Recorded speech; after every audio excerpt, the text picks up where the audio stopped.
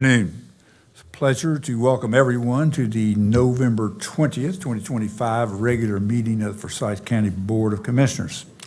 Any citizen who's interested in participating in the public session portion of the meeting remotely, you can do that by calling 336-422-1200. That number again is 336-422-1200. You will be placed on hold until the public session begins, and any member of the audience who's interested in participating in the public session, you just simply need to fill out a speaker card. They're actually outside the door. You can even do that as we speak and deliver it to the clerk at the end of the dais. We're going to begin our meeting with a moment of silence, followed by the Pledge of Allegiance led by Commissioner Bessie, and all those who are able, I'd like to invite you to stand.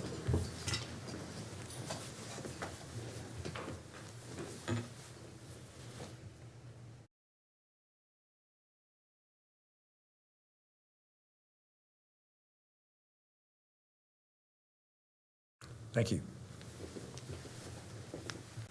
I pledge allegiance to the flag of the United States of America and to the republic for which it stands, one nation, under God, indivisible, with liberty and justice for all.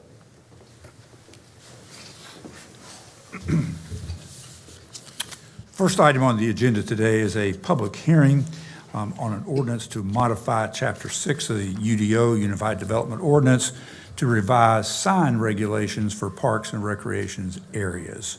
Dan Roberts from Planning and Zoning Services will actually give us a brief overview. Ready when you are.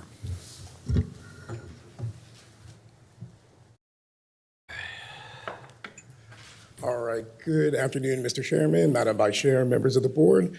I will be discussing UDO CC 30, which is an amendment to, a requested amendment to section 6.5.2.G.4 to revise sign regulations for parks and recreation areas open to the public.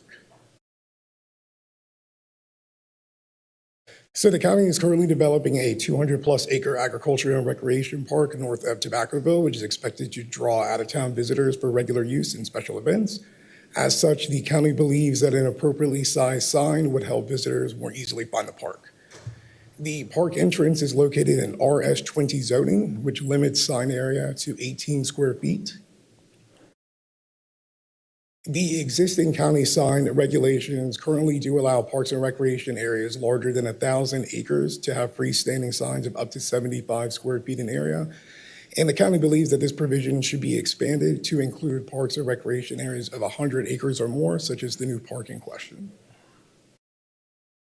Planning staff agrees that a 75 square foot sign is appropriate for such a large facility. It will ensure that visitors can find their destination easily and safely.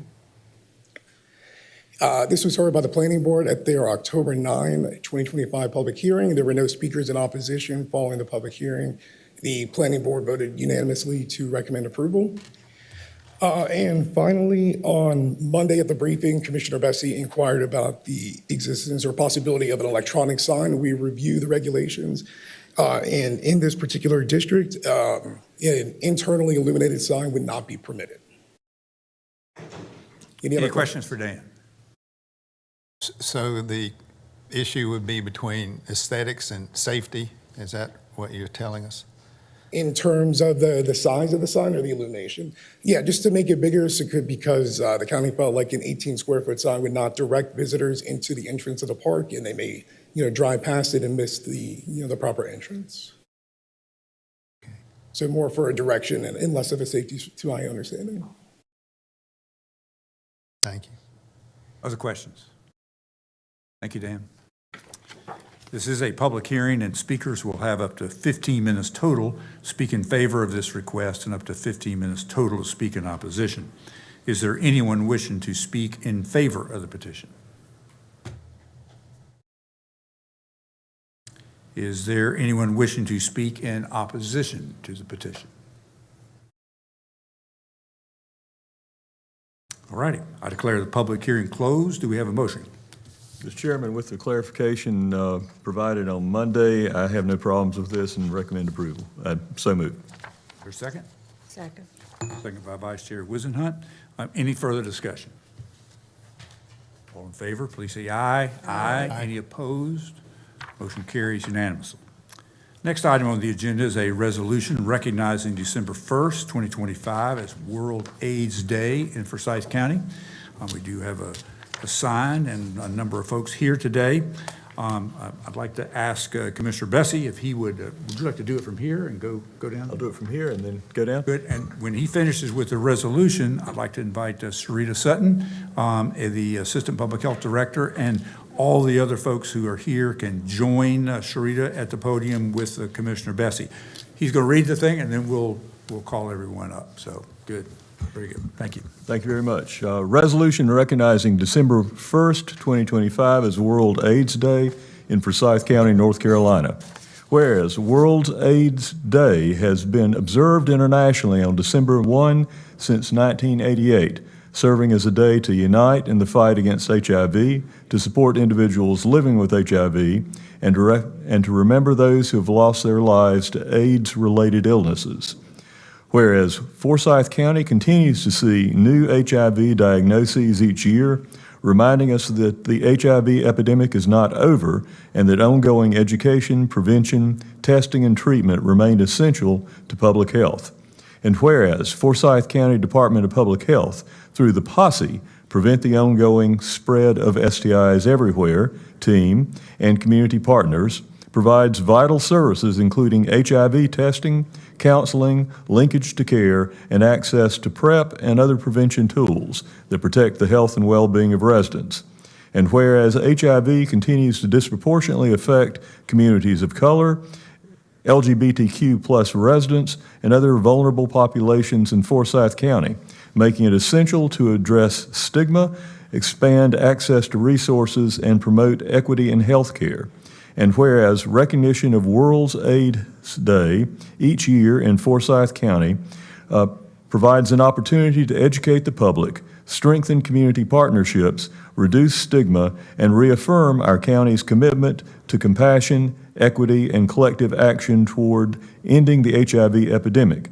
Now, therefore, be it resolved that the Forsyth County Board of Commissioners hereby proclaims December 1, 2025 as World AIDS Day in Forsyth County and encourages all residents to join in efforts to increase awareness, support those living with HIV, and work toward a future free of HIV and AIDS. I'll second that motion. All in favor, please say aye. Aye. Now, I'd like to invite everyone to come forward, and Commissioner Bessie will meet you at the podium, and I think we'll probably get a picture before we're done here. See Todd Luck? Good.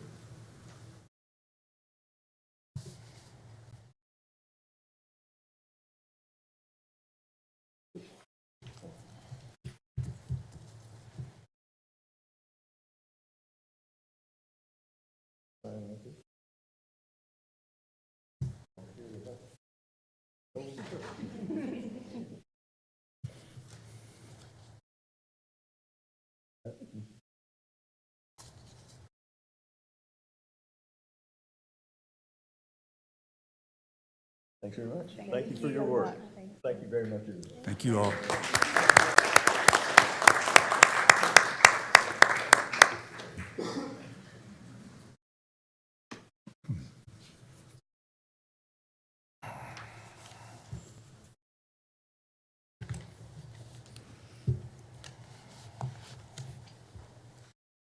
Next item on the agenda is approval of minutes for the meeting of November 6, 2025. Do I have a motion? Move approval.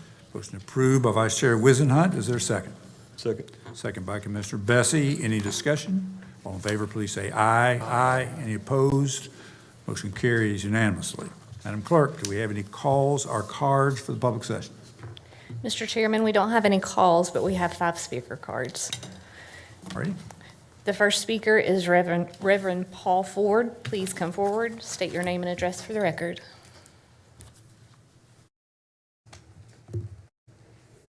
Paul Robeson Ford, 315 Madison Place Circle in Kernersville, North Carolina. Mr. Chairman and members of the commission, as this board considers agenda item number 12, I urge you to vote no on publishing this offer so that we do not miss a critical opportunity to address the affordable housing crisis in this community. It was with this crisis in mind that a group of community partners came together early this year and sent a July 23rd letter to this board asking you all to pause plans to sell the old county courthouse and meet with us to discuss options to leverage this property in a way that addresses the crisis. The commission ignored that appeal and proceeded with posting the property for sale anyway. Now we are facing a critical moment when you must decide if you are serious about the commitment to affordable housing or not.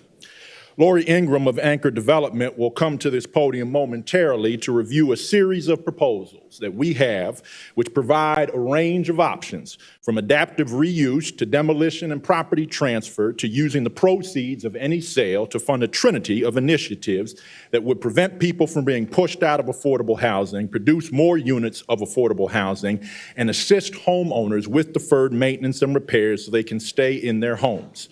All of these proposals have been sent to you by Ms. Robinson. Our group of partners include representatives from the Institute for Dismantling Racism, City with Dwellings, Housing Justice Now, Forsyth Democratic Women, Crystal Towers United, the Forsyth Freedom Federation, Camel City United Indivisible, the Equitable Homeownership Project, and the Happy Hill Neighborhood Association. We are serious about co-governance, and we believe that elected officials must work with us to meet the needs of our most vulnerable neighbors. We also know that the recent actions by the federal government will only serve to exacerbate the local crisis because programs that stabilize extremely low-income households and fund frontline housing work are under threat or already shrinking. And we know that when federal support disappears, communities like ours absorb the cost. More evictions, more people living outside, more strain on county EMS, law enforcement, jails. We already have too few units affordable to people earning 30% AMI or less a year. Those residents can only afford rents in the under 600 range, and those units do not exist in the private market anywhere near as much as we need to. The old county courthouse represents a rare opportunity to turn a surplus county asset into a stabilizing force for our community, as federal support is shrinking and the housing crisis is deepening. MedSolutions Compounding Pharmacy Incorporated, which has submitted a bid for this property, has no stated plans to convert this property into affordable housing or to leverage this property in any meaningful way to address this worsening crisis. So we urge you today to vote no on this resolution so we can work together to take care of our people and build our community. Thank you.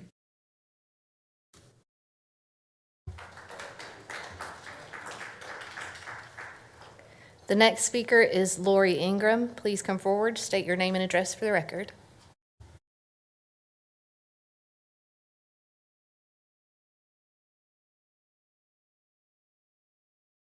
Hi, I'm Lori Ingram, 2585 West Clemensville Road in Winston-Salem. I'm Lori Ingram. I'm the Executive Director of Anchor Development, formerly the North Carolina Housing Foundation. We are the region's nonprofit affordable housing organization. For more than 50 years, Anchor has committed to equity-based community development, building and preserving homes that stabilize families, expand opportunity, and strengthen systems that can keep our communities healthy. Today, you have an extraordinary opportunity in front of you. What you decide about the Hall of Justice is not just about land use. It's about who Forsyth County becomes in the next decade. It is about whether we choose models that are reactive or models that are visionary, rooted in equity, economic mobility, and long-term public value. Option one in front of you transforms the Hall of Justice into building into deeply affordable housing units, a small format grocery store, bringing food access and stability to downtown residents. It is ambitious and community serving, but comes with an extensive retrofit challenges and multi-year construction timeline. The addendum attached to it refines option one, but with a more cost-effective, forward-thinking strategy. The county leads the demolition of the building and transfers a clean 1.69 acre lot to Anchor. This eliminates the uncertainty, accelerates the timeline, and allows a purpose-built design for mixed-use building with a grocery store and a 90 to 120 affordable housing units at that site. It is a chance for Forsyth County to demonstrate public leadership, smart risk mitigation, and to commit to building what the community most needs, not just what the current infrastructure allows. Option 2, instead of physically converting the courthouse into housing, this proposal converts the courthouse's value into permanent local housing engine with 3 coordinated tools. 33% of the courthouse sale proceeds seed the Anchors Community Land Trust, embedding affordability permanently. 33% funds the Rental Housing Stabilization Fund, which will prevent evictions and homelessness in our communities. And 33% to a county home repair and first-time homebuyer initiative to support first-generation homebuyers, senior housing repair programs, and small landlord rehabilitation tools. This could be done with a referendum on the ballot in 2026. This model delivers impact in year 1 and not year 4. It stabilizes families today and preserves naturally affordable units and creates an equity-focused path to homeownership for residents who have historically been marginalized from a homeownership process. Most importantly, it transforms a single obsolete asset into a permanent affordability engine, something that benefits this county long after many of us are done serving. Commissioners, you have a chance to lead the region in a way that will be studied and remembered by choosing a model rooted in equity, permanent affordability, and community benefit. You position Forsyth County as a county that does not just respond to housing challenges, but you get ahead of them. Thank you all. Thank you. Patty Gillenwater, please come forward, state your name and address for the record.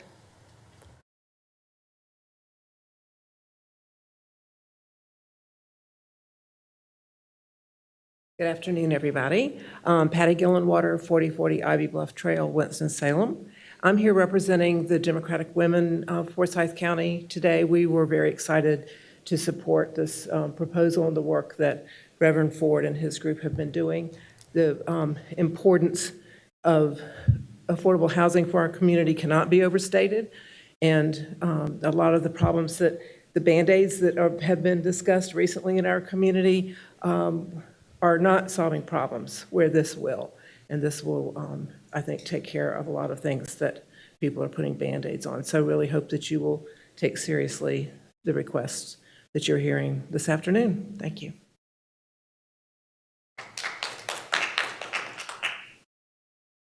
Karen Cuthrell, please come forward, state your name and address for the record.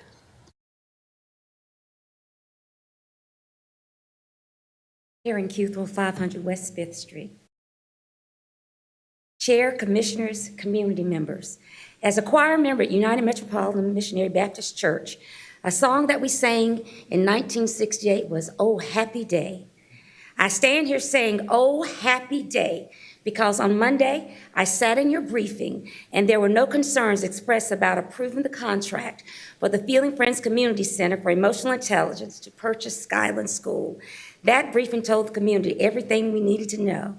I am hopeful that you continue to understand the value of this project, you understand the need, and you understand that Skyland is moving forward. And so today, I lift my voice in the spirit of the anthem that has carried us through every struggle and triumph. Lift every voice and sing till earth and heaven ring with the harmonies of liberty. Today, our voices ring because Skyland represents more than a building. It represents legacy, healing, economic mobility, mental wellness, and a future that our children and our community deserves. The community brought forward a plan rooted in education, emotional intelligence, opportunity, and development without displacement. A plan aligned with Forsyth County's goals and the values you affirmed in the strategic plan. We also brought forth the capital that you requested. Sing a song full of the faith that the dark past has taught us, because we know what happens when our communities are ignored, displaced, or dismissed. We can see it right in East Winston, right across 52. But sing a song full of the hope that the present has brought us. For the first time, our community stepped forward with vision, capacity, partnership, and capital. We showed up prepared, we showed up unified, and we showed up with solution. facing the rising sun of our new day begun. Skyland is our rising sun, a new day for emotional intelligence, a new day for community-rooted development, a new day for Forsyth County.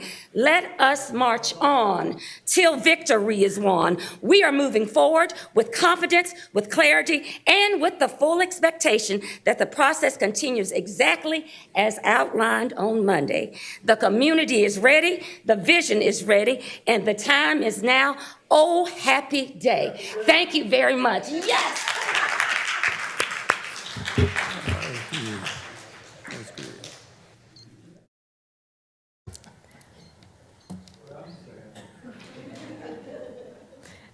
The last speaker is Calvin McRae. Come on up and state your name and address for the record. What song are you going to prepare for us here today? You know what? I do some karaoke in the car, but unfortunately I am not going to attempt to follow that. That's a new standard. That's the new standard. Calvin McRae, 525 Vine Street, Winston-Salem, North Carolina. Chair, Vice Chair, Commissioners, staff, County Manager. Pleasure being here with you all. I just wanted to come and thank you for the way you've tried to be thoughtful about growing our tax base, redevelopment and investment in downtown and throughout the county. And I know that you'll be thoughtful in that moving forward. We're not going to make any pitches. We know that you've thought about these things very thoroughly, and we're very pleased with how you've approached it and what we're looking forward to in the next decade of development, tax growth, performance, livability for all of our citizens in Forsyth County. So thank you for that. Happy Thanksgiving early, and next time I will come prepared for a song. There you go.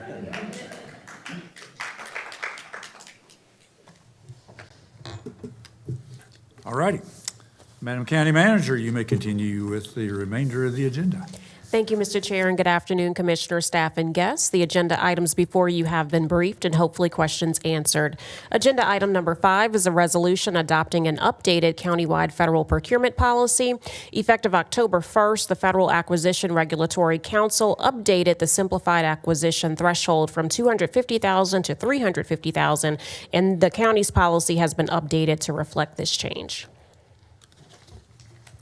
Do we have a motion? So, just for clarity, I thought that we were going to delay this for another 2 weeks. This is just the federal. Oh, this is the federal. We're Yep, still working this is on the it. federal, the Okay. countywide one Oh, has yeah, I been see that moved. now. Sorry about that. Good. Is there a motion? Move approval. Motion approved by Vice Chair Wizenhut. Is there a second? Second by Commissioner Bessie. Now, any further discussion on the federal procurement changes? All righty, all in favor, please say aye. Aye. Any opposed? Motion carries unanimously. Agenda item number 6 is a resolution authorizing use of privately raised funds to pay off the Winston-Salem Forsyth County Schools debt to ESS Southeast LLC pursuant to the conditional forgiveness resolution of October 9th. Under the board's resolution adopted on October 9th, the Board of Commissioners and Board of Education must mutually agree on the next debt to be paid once the Department of Public Instruction obligation was satisfied. And so the Board of Education is requesting that ESS debt be prioritized next. I did put in front of you a statement from the Winston-Salem Foundation that just shows the amount that has been raised thus far. It's $4,165,281, and I know the Interim Superintendent Moore is here, and we'll talk more about that later. Do we have a motion? Motion approved by Commissioner McDaniel, second by Commissioner Bessie. Any discussion? Certainly want to thank all the community members who have contributed to that fund, and particularly as we move forward and looking for a lot better days on the debt part. Any further discussion? Chairman, yes. In the past, I have voted against this forgiveness, and I will vote against it again today. I'm very, very grateful to the community who stepped up to provide these funds. However, I think that we're forgetting to thank the property owners for what they've done for this debt. In the beginning, the commissioners found $8.3 million to reallocate the funds so that the school board could use those funds in a different manner. And if all of this debt is forgiven, that's $5 million. So I think the taxpayers have certainly led the road on this crisis. And so that's why I'll be voting against this today, because I'm not in favor of the forgiveness. Mr. Chairman, I'd like to say a few words. I used to think you could, whatever votes you had, particularly if it was, might not be supporting anything, sometimes supporting something that you could say why you were doing something, and that'd clear things up, but it's not always true, in my opinion. But at any rate, the item similar to this that was up before us a while back, I was opposed to it. Now, those citizens and the companies that did contribute money to the schools, I thank them for doing that. I have no problem with that. I have my own view about this. It has nothing to do with anybody else. This is what I'm going to do is just my view, and what they're going to do with this money to pay some certain vendors for debt. That's okay too. But the way the language is of it and the way it was before, for me, it is saying that I'm okay with what has occurred, and I'm not. But that's my opinion. It only has nothing to do with nobody else. How others vote, that's their opinion. That's the way they're entitled to it. Any other comments? I certainly respect my colleagues' concerns. I take a different perspective on this. When the severity of the financial meltdown in budget control within the school system became clear, there were several concerns that I had that I'm committed to.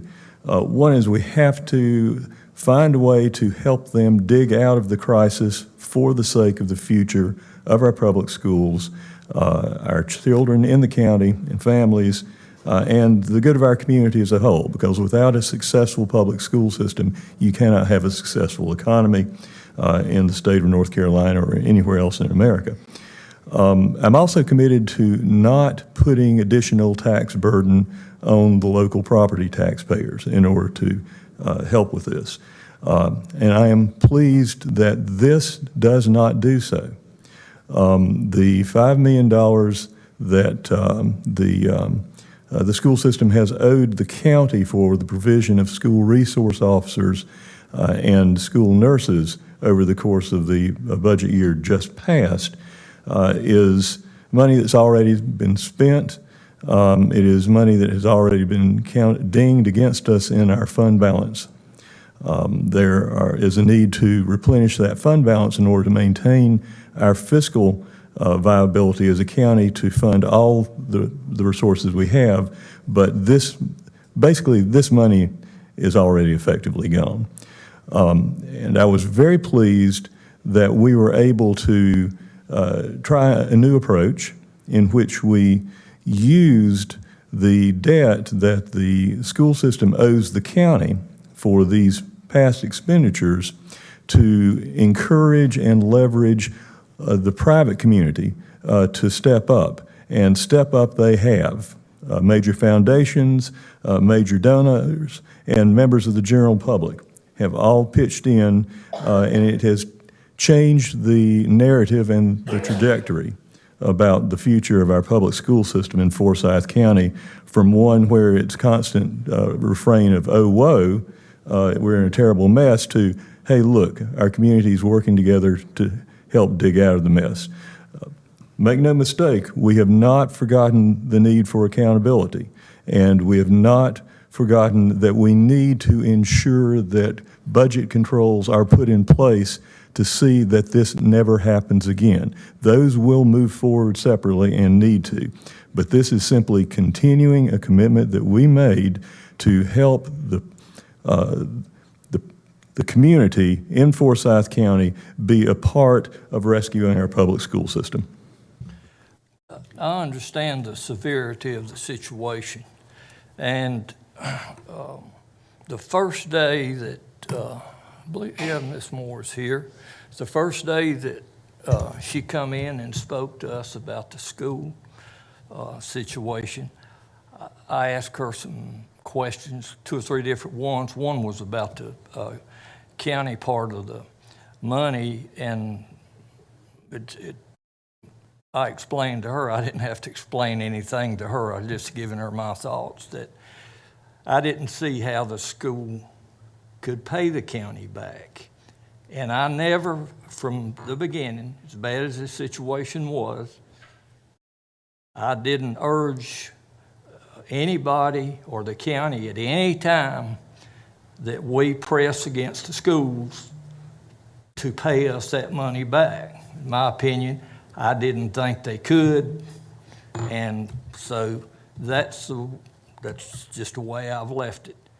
Is all it is for me, and Mr. Bessie, I've said everybody's got a right to their opinion, and I do too.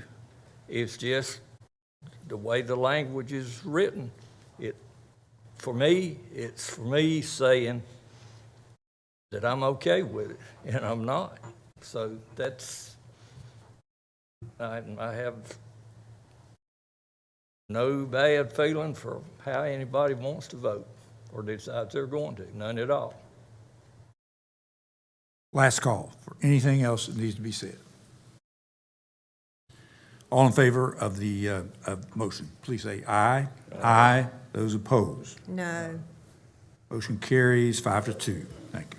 Agenda item number 7 is a resolution authorizing acceptance of a grant from the North Carolina Department of Environmental Quality for the installation of sewer infrastructure in southeast Forsyth County, and a resolution authorizing an interlocal agreement with the Winston-Salem Forsyth County Utility Commission for the southeast Forsyth County Sewer Expansion Project, and an amendment to the County Capital Projects Ordinance to appropriate a grant from the North Carolina Department of Environmental Quality for the Walberg Sewer Expansion Project.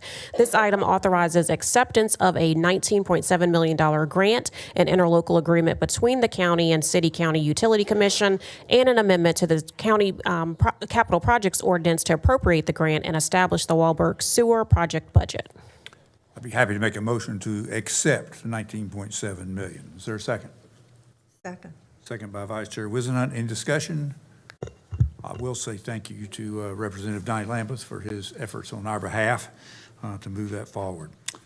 All in favor, please say aye. Aye. Any opposed? Motion carries unanimous. Agenda item number 8 is a resolution authorizing execution of a purchase order to Emergency Transportation Associates, LLC, for the purchase of 3 new cab and chassis units with remount of ambulance bodies in the amount of $152,091 per unit, for a total not to exceed amount of $456,273. Is there a motion? So moved. Motion to approve by Commissioner Bessie. Is there a second? Second by Vice Chair Wizenhut. Any discussion? All in favor, please say aye. Aye. Any opposed? Motion carries unanimously. Agenda item number 9 is a resolution authorizing execution of a purchase order to Atlantic Emergency Solutions, Inc. for the purchase of 1 new ambulance in a total amount not to exceed $256,754. Motion approved by Commissioner Bessie. Is there a second? Second. Second by Vice Chair Wizenhut. Any discussion? Just very briefly, for folks that didn't have an opportunity to listen into our discussion session this morning, this is part of our moving forward with strengthening our emergency medical services. We received a report this year on what the steps that we could and should take to do that.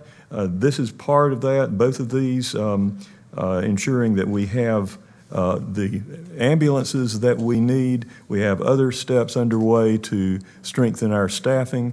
It is a coordinated effort, and I'm very pleased that we're making progress on that. Any further discussion? All in favor, please say aye. Aye. Any opposed? Motion carries unanimously. Agenda item number 10 is a resolution authorizing execution of an agreement with Aquatech Pool Management LLC for lifeguard services at the Peter S. Brunstetter Aquatic Center at Tanglewood Park. This is for 3 pool seasons, May 2026 through September 2028, in a total not to exceed amount of $712,842.75. Do we have a motion? Move approval. Motion approved by Vice Chair Wizenhunt. Second. Richard, excuse me. Second by Commissioner Linville. Any discussion? All in favor, please say aye. Aye. Any opposed? Motion carries unanimously. Agenda item number 11 is a resolution accepting an offer to purchase county-owned real property by negotiated offer, advertisement, and upset bids procedure. This resolution accepts the last and highest bid to purchase county-owned real property located at 2050 Big House Gaines Boulevard and authorizes the sale of the property to the Feeling Friends Community Center of Culturally Responsive Emotional Intelligence, Inc. in the amount of $210,050. The buyer will have 30 days to close on the property if the sale is approved by the board. We have a motion. So move. Motion approved by Commissioner Woodbury. Second? Second. Second by Commissioner McDaniel. Any discussion? All in favor, please say aye. Aye. Any opposed? Motion carries unanimously.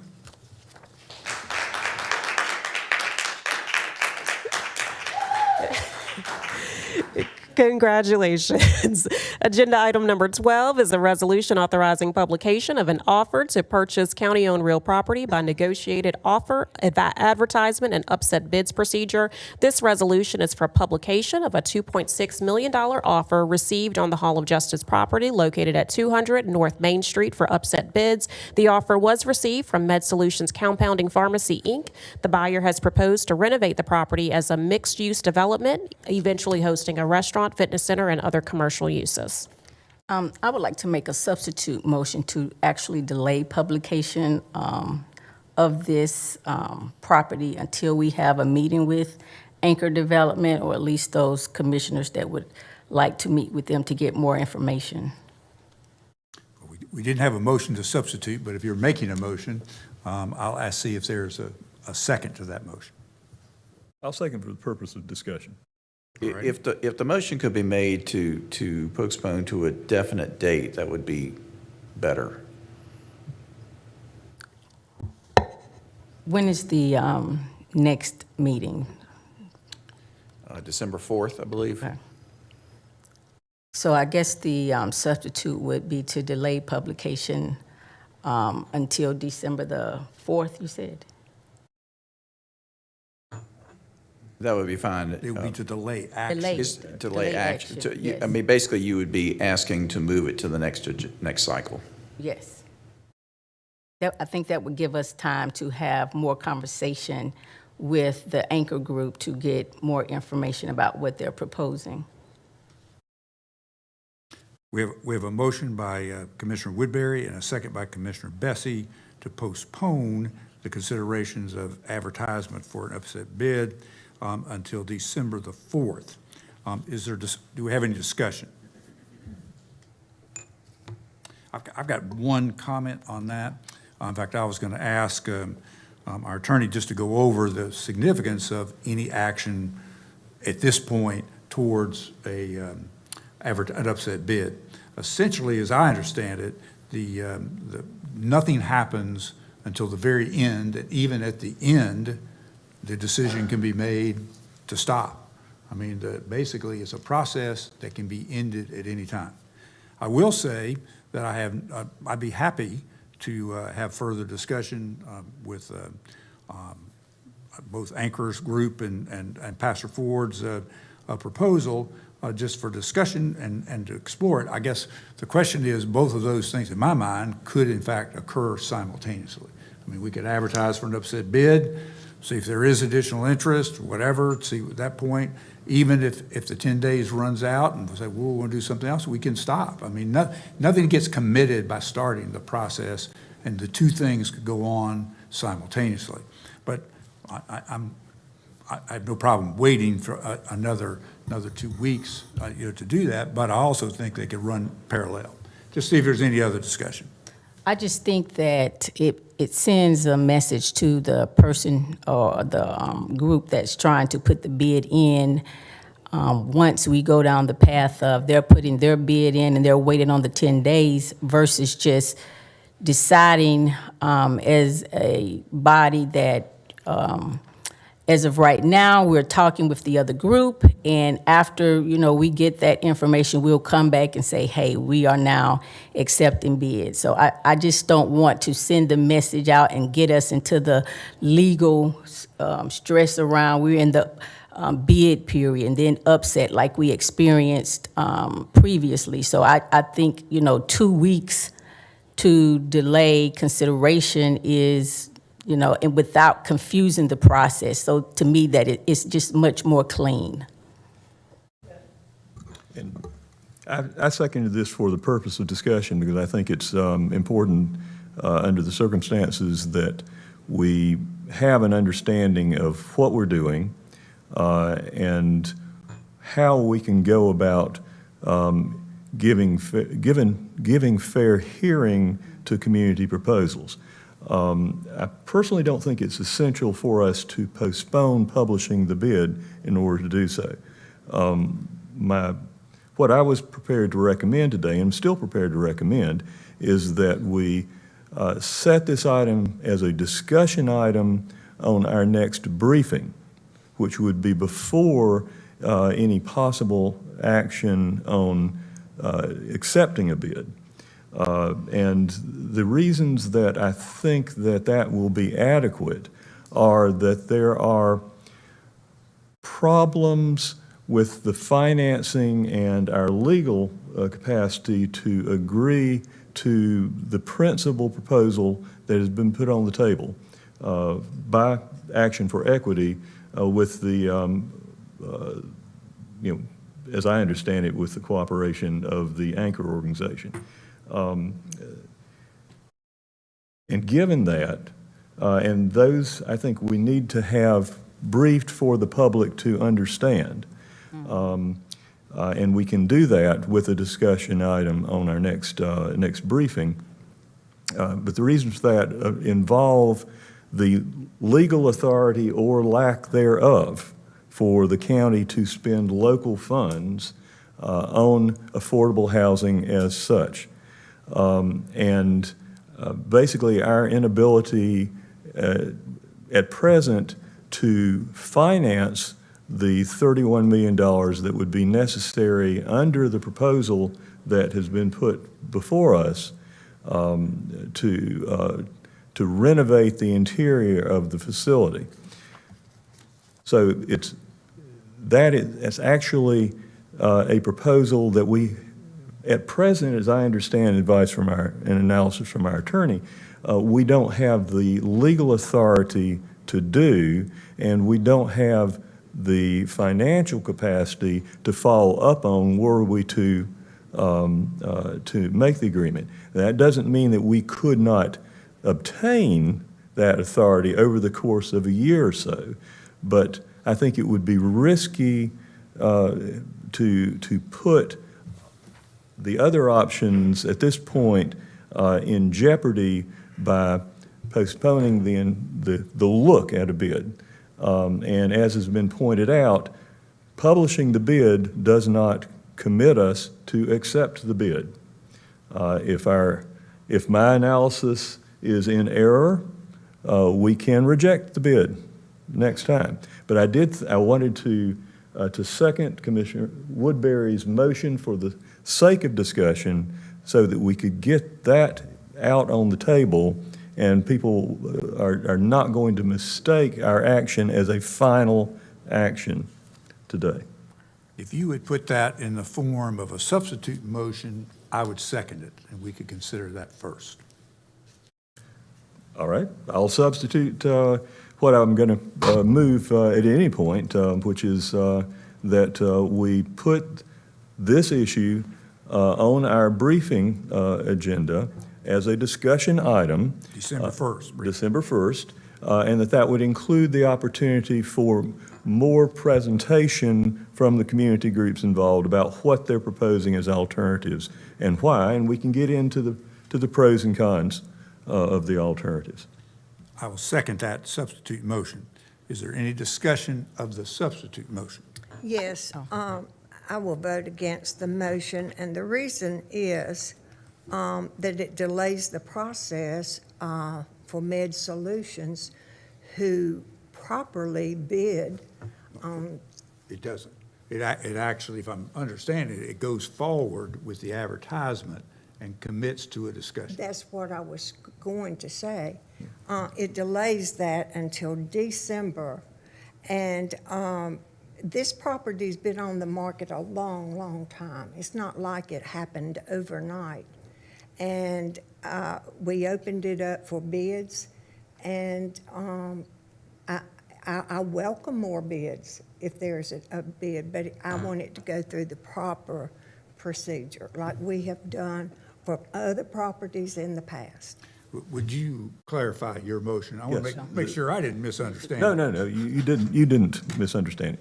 Basically, it's to publish the bid, but to put this question of alternatives on our next briefing agenda, December 1, so that we can have an airing of the alternative proposals that are being brought to us, and the pros and cons, and the barriers to the number one proposal in particular, which is to essentially commit to gifting the property to a community organization and to commit to multi-$10 million county financing of the renovation and development.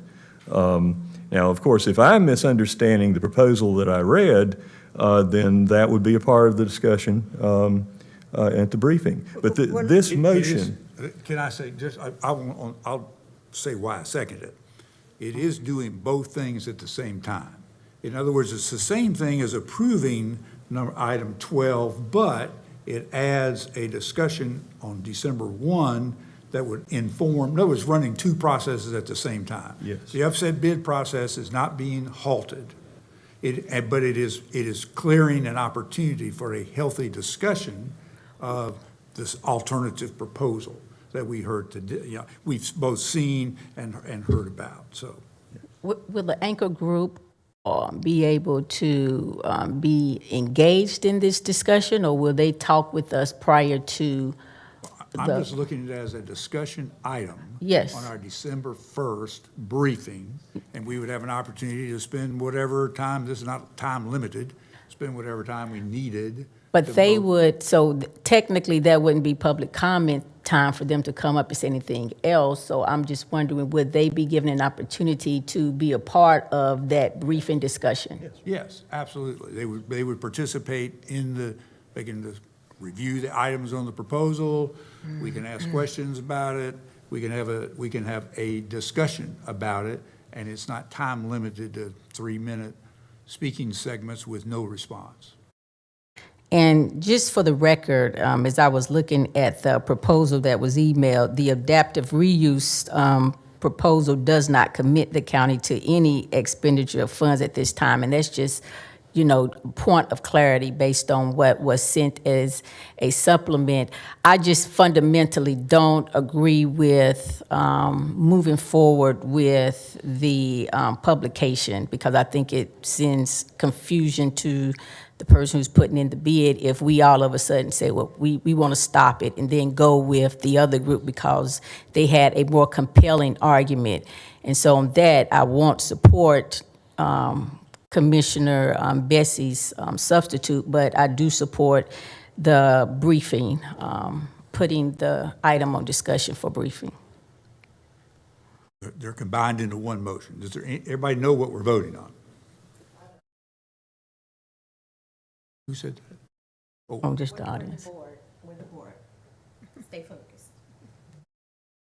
Okay, we're good. So without any further discussion, then, all in favor of the substitute motion, which effectively has a briefing on the December 1st, it goes ahead and advertises for as upset bid simultaneously. Mr. Chairman, Commissioner Wilkins wanting to say something. I can say it after the vote. Okay. Well, it may be information that I could use. Well, I was just going to state that I believe I have an intimate knowledge of that Craven facility because I spent 45 years practicing in it. And no one wants to be rid of that courthouse more than I. Having said that, I recall that one of the speakers mentioned an option of demolition. And I just believe continues to be a misconception about the quality of that structure and its adaptability for any use. And with that caution, I'm prepared to vote. Right.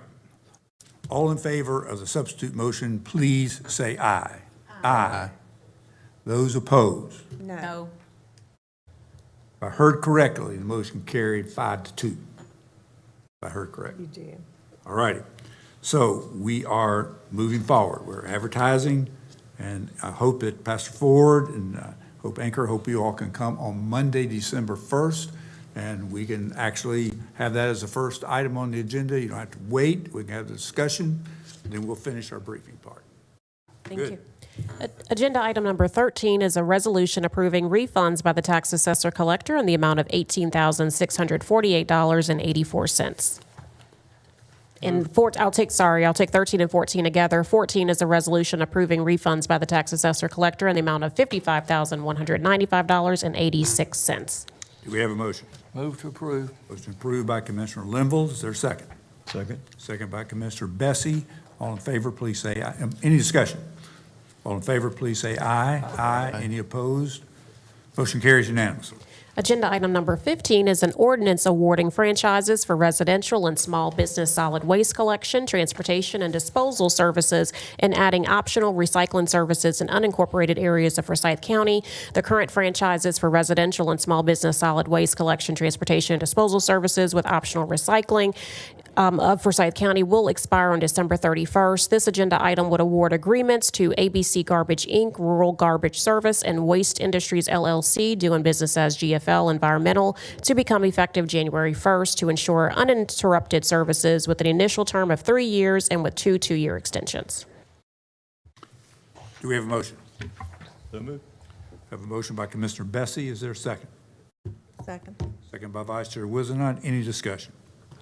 I have continued to have concerns with regard to one of the proposed franchisees and asked for further information in that regard as to the status of workers' comp, CGL, and other liability insurance availability, not only for the current term, but also whether or not that was the case in the previous year. I don't have that information yet. I'm only concerned about it with regard to one of the potential franchisees. But I hope to get that information. Thank you. So we did receive the current insurance, but we were not, our previous agreements did not require us to have the insurance, so we did not have that form. And so we did receive the certificates of insurance for this agenda item. We did forward that information. Previously, it was not required, and so it's not a part of this particular action. And it wasn't so much my concern about whether or not that was required, but as to whether or not that cadre of insurance had in fact been obtained, because there are civil and criminal consequences for any business which fails to do so. I would not like for our county to be engaged with any entity that is not in compliance with our criminal statutes. But did I understand we have it for the current year? We have it for the future. We don't have it at this moment. Is that what I'm saying? We have it to support this agenda item. As of April, yes. Okay, all right. So, all in favor, please say aye. Aye. Aye. Any opposed? No. No. If I heard that one correctly, motion carries 4-3. Mr. Chairman, I did not catch who voted in favor and who voted against. I'll ask for a show of hands, but just clarification, I want to just repeat again. As of April of this year, we had insurance for everybody of the three haulers. That's correct. as of April. That will remain and go ahead, maybe I'm. For the provider in question, we did receive a certificate of insurance that We never received the one. we have received a certificate of insurance that is valid from April of this year through April of next year. As a part of the contracts, which will be effective January 1, all providers will have to have certificates of insurance. So we will have to have active certificates of insurance with workers' liability for the new contracts. Our process in previous years, because it's a franchise and not a contract, did not require us to obtain those certificates of insurance. But going forward, we've changed that process, so we will have active certificates of insurance. Well, if, discussion, if we do not have all of the documents in regard to insurance that has been raised by Commissioner Wilson, if we don't have all that we need, there's no reason that we cannot continue this matter. Do we have it all or are we not? As part of our normal process, we always obtain certificates of insurance before we execute agreements.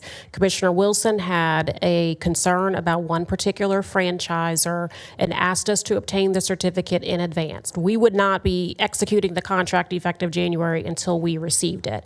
We sent him that certificate so that he could see they have the insurance that they are required for this particular item. We've never in the past had agreements in this way with the franchises. So previously, they were not required to provide us with their certificates of insurance. Commissioner Wilson would like us to obtain prior certificates of insurance, but that was not part of our process. Our part of our process starting January is to obtain these certificates. And so we will, as part of our normal process, have the relevant certificates that are required. We do not have what he's asking for because it's for a previous year, and that was not part of the process. So if I could get Gordon to weigh in, I do have concerns that Commissioner Wilson has brought up as well. Are we covered without having the without having this information? Yes. This is for an agreement going forward, and so we will have that insurance. And as it has been stated, for that particular carrier, we do have the insurance that covers the first few months of the year. So that is something that, this has been, these franchise agreements have been going on for 7 years. And so because it's been so long, we took the opportunity to address proactively how we handle these, so we have a real agreement now with each of the franchisees, which we did not have in the past.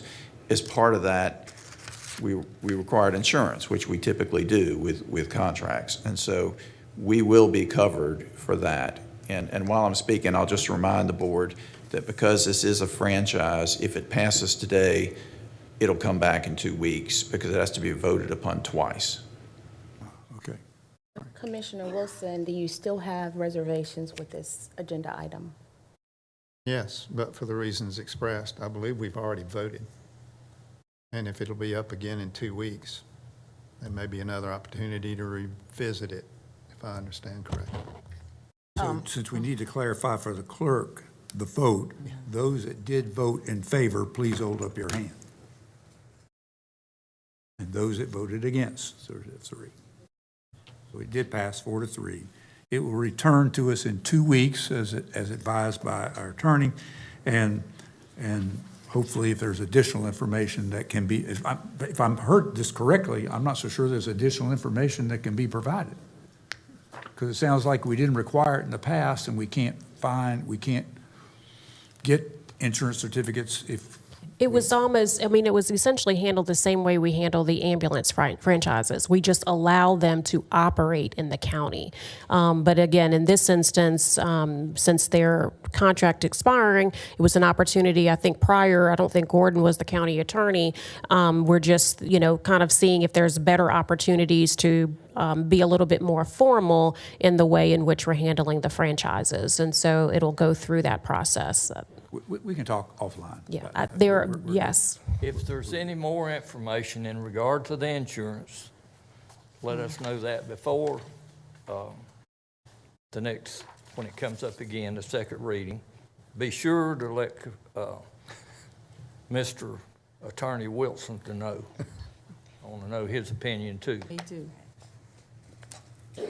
We got 3 good attorneys here, and we should not let anything go legally. And I think it'll keep us in line. Agenda item number 16 is our October financial report. Do we have a motion to accept the reports? Move approval. Motion approved by Vice Chair Wizenhut. Is there a second? Second. Second by Commissioner Linville. Is there any discussion? All in favor, please say aye. Aye. Motion carries unanimously. Then we have a discussion item and then a closed session motion, but we could start with our discussion.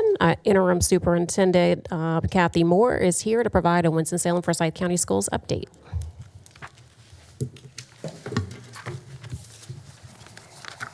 Sorry you had to sit through our meeting to get to it, but No then problem. sometimes it can be a little break and listen to somebody else's problems. There you go.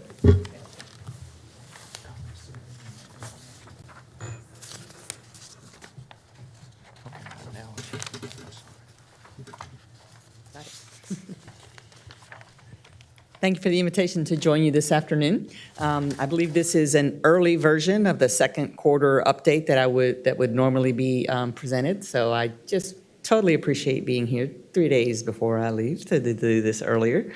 But I appreciate the fact that it means that Dr. Phipps will give his quarterly update in March. So there were a number of items that the manager shared with me that she wanted to make sure that we updated you on. So I'll just go ahead and get started. So starting first with a little bit deeper dive into the 24-25 accountability data. Commissioners, I gave a little bit of information last time that I was here, but the commissioners asked for some additional information that, interestingly enough, mirrors exactly the additional information that our board asked for as well.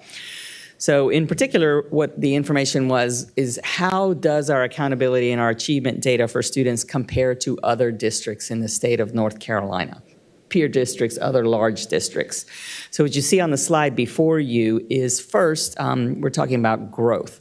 Growth is one of the academic measures that all of our schools have calculated when our students take their end of course and end of grade assessments at the end of the year.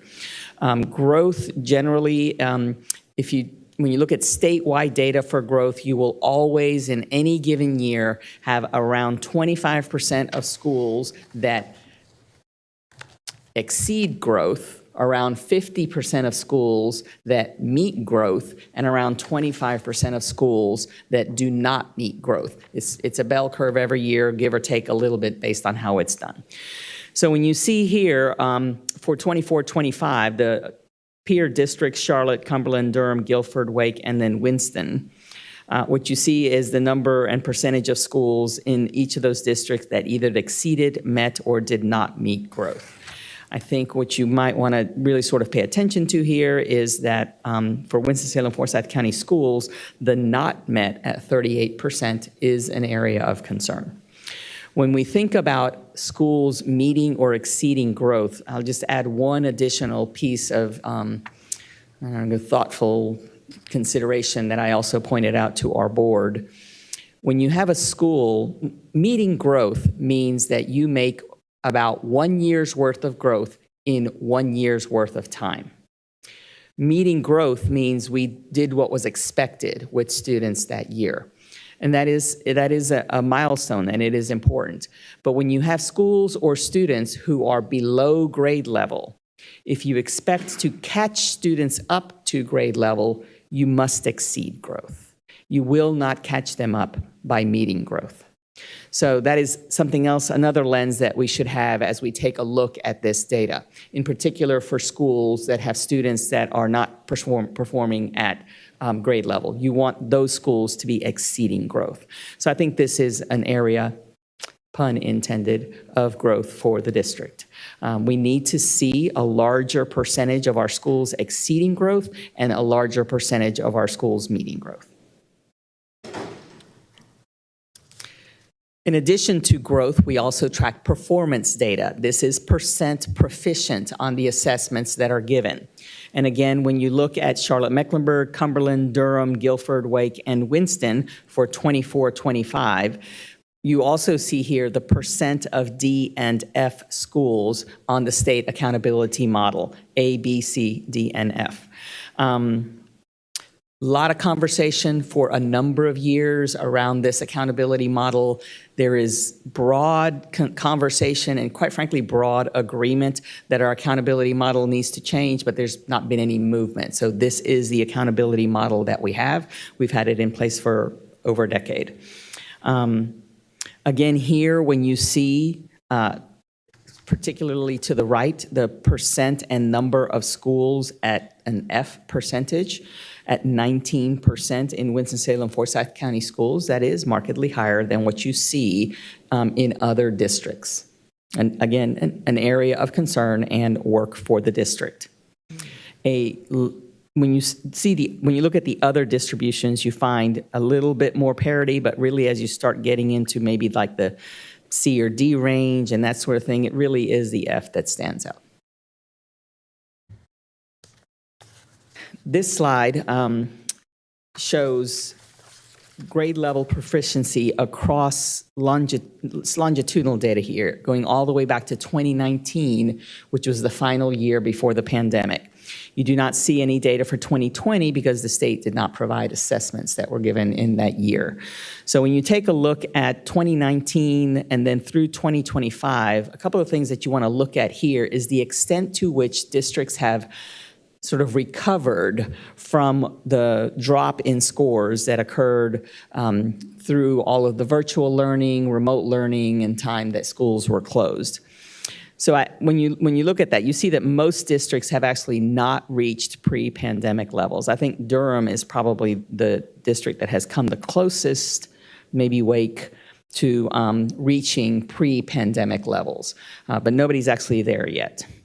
Again, when you see the colored lines in the graph here, that is across 5 years, represents each district. I think an area of concern, if you would want to note around proficiency levels, is that in 2019, the Winston-Salem line was right at third when you look at all 6 districts, and it is now around 5th across all 6 districts. There is work to be done. This is also a slide that our board saw during our academic data presentation. We are looking here at proficiency in 24-25 across the entire district, all subjects by subgroups. And so here you see that the red line is the white subgroup, the yellow line is the Hispanic subgroup, the green line is the black subgroup, and the black line is all put together. What you see here represented on the slide is the achievement gap. And so this is also an area of concern because what you would see longitudinally here, and I don't think I have that slide, is that the achievement gaps are persistent and consistent over years. It would be great on a slide like that to have at least a state average on those subgroups. Okay. Then you get sort of an idea how It would get a little performing, messy. For white students, yeah, You could do it for all students, but if you did it for every subgroup, it would get a little messy. no, But- I'm just looking at get rid of the black line and put Okay. three straight lines. Okay. Three lines for each of what the state averages are. Okay. Right? So once you take a look at the data, you're going to say, well, then what? What are you doing about the data? So what you see on the next couple of slides, and these are actually hyperlinks. If you want to go to them on the presentation, you can link into additional materials that give you information there. A couple of the areas, one of the areas where there is a lot of focus and renewed focus in the district is in our work with our PLTs, which are our professional learning teams. Professional learning teams are really the structure by which groups of teachers who teach similar content, grade levels, get together and plan collaboratively. A lot of PLT training happened 5 to 10 years ago, and then pre-pandemic, and it got going really well. Since then, obviously, we have retirements, new teachers, teachers coming into the profession from non-teaching backgrounds and alternative licensure. So what the district has done in this past year is sort of reboot all PLT training for teachers to try to continue to make sure that the norms that were established earlier with all of the new folks that are in place and with some enhanced structures are continuing to collaborate, work together, plan for students together, look at data together, and learn from each other. PLTs are shown in lots of places where they work effectively to really support teacher collaboration and student movement, but it does require level setting, monitoring, making sure that teachers are doing the work of reviewing data, that they are collaboratively planning. One of the stressors on this work is finding collaborative planning time. You generally either carve it out during the day, which is easier in a middle school or a high school schedule because of how they have planning periods. Much harder to do at the elementary level where you don't really have planning periods and teachers are pretty much teaching all day. So it's a little harder to do at some levels, but it is important that teachers find time to collaborate in PLTs in order for this to be effective. Another area where there is support that is occurring, and this is targeted support. So when we have schools that are designated as persistently low performing by State Board of Education and NCDPI, there are additional measures that are taken to provide support and oversight with how those principals and the staff in schools are working to support students. This includes things like monitored walkthroughs with staff from central services or colleague schools that go and walk through a school with a protocol in hand with the principal and school-based administration and leaders, and just pop into classrooms to see whether or not best practices are on display and exemplified on whatever the lesson topic is that day, things that are markers of planning, things that are markers of looking at student data, things that are markers of best practices in classroom. So when we look at which schools we do this work in, the first blush would be those schools that are designated as consistently low performing, but there are other markers that we look at as well. 2+ years of low performance, if we see that that's a trend, if we see that schools are missing growth targets or not making achievement gains, they're static or flat or going in the wrong direction, then those schools will also be targeted, because they may not be designated as consistently low performing, but they may not be showing the growth that is expected. We also look at schools that may have data that shows that they have chronic absenteeism, high levels of suspension, and any low proficiency rates. We know that when it comes to chronic absenteeism and suspensions, you can't learn if you're not in the classroom. So it's important that students be present. So those are all the types of things that we look at in the two major initiatives that are going on with the school system right now, revamping and enhancing the professional learning team process and amping up monitor school visits and data dives and folks sort of visiting and providing support to teachers, making sure that they have the resources that they need, as well as ensuring that sound and high levels of instruction are going on. Dr. Moore, I'm always learning. So what is EVAS? Oh, EVAS. So EVAS is the calculation that is used for growth. So when I talked earlier about schools that meet growth, exceed growth, or do not meet growth, that calculation comes through EVAS.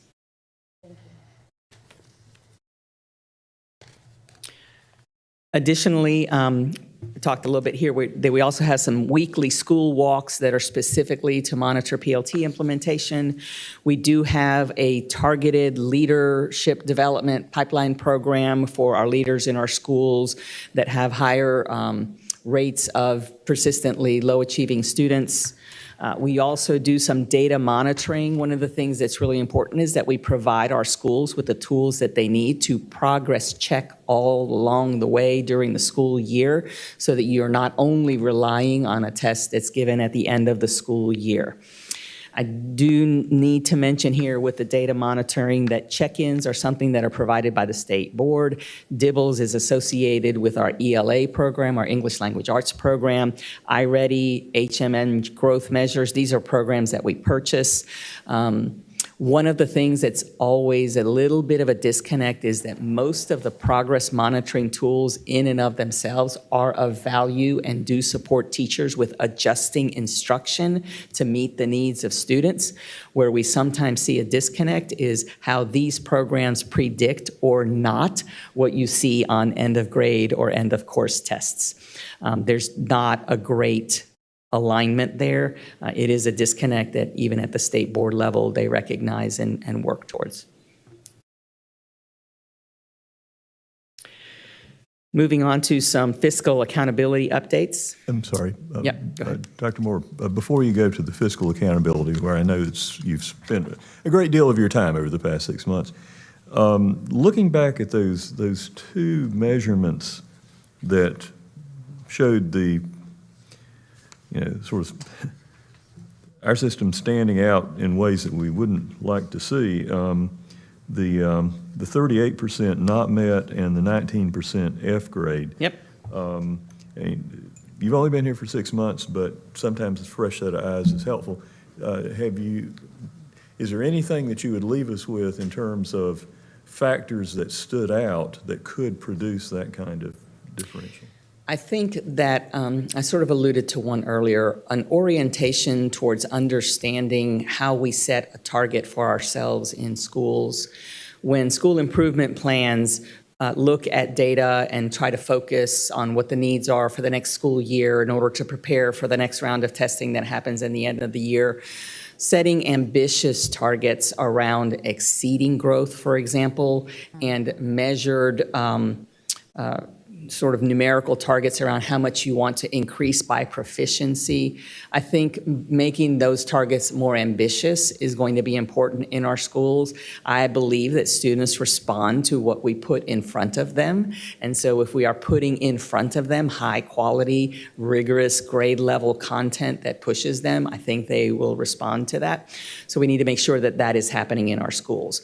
So beyond sort of shifting the landscape around exceeding growth being the goal versus meeting growth and setting ambitious targets for growth and proficiency, I also think that the work around PLTs to ensure that our teachers are giving high levels of instruction in the classroom and that the leaders at Central Services are providing them with the resources and the tools that they need to do that work is also important. I mean, it is a partnership. Teachers know their students best, and we need to listen to them about what they need, and then we need to make sure that we are providing that. That's a little bit of a challenge right now, given the fiscal situation that we've been in this past year. But I think we need to really change our expectations about what it means to be successful moving forward, especially in light of the data.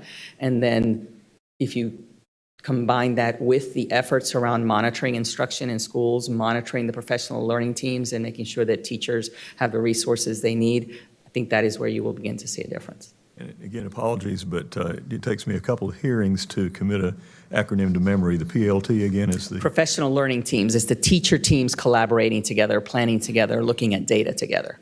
Thank you.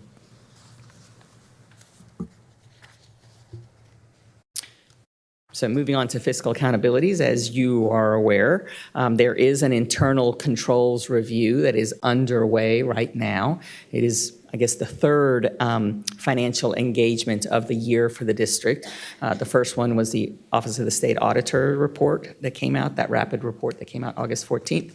The second one is ongoing right now. It is our financial statement audit with our annual auditors. And then the third one, which started a couple of weeks ago now, is the internal controls review that was requested by the state auditor of the State Board of Education and the LGC to request that the Winston-Salem Forsyth County Schools engage in this.